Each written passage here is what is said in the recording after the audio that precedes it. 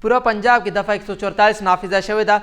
داخلي او خارجي راستې ټولې بندې دي او موټروې هم 15 مقاماتو باندې بنده کړی دی. د ښار هغه ټول غټې وړې لارې بندې کړي دي او هرې لارې کې چوک چوراهي کې د پولیس هغه ډېره نفري موجوده ده.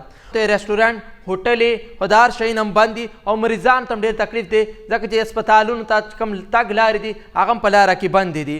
وزیر داخله وویل چې کم خلک چې 24 نومبر احتجاج لپاره ځي نو هغو سره به ډېر سختۍ سره موږ عمل کوو.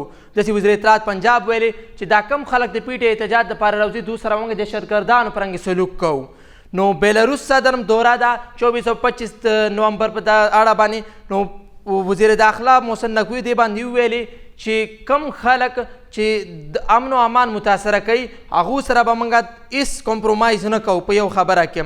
او نو داسې څه د اسلام آباد کې پولیس او رینجر او اف سی تعینات شوي دي پولیسو مرسته دپاره اور پی ټي آی خپل احتجاج حتمی شکل ورکړی دی 24 نومبر باندې. هغه ویل چې موږ باید ضرور او لازمي احتجاج کوو.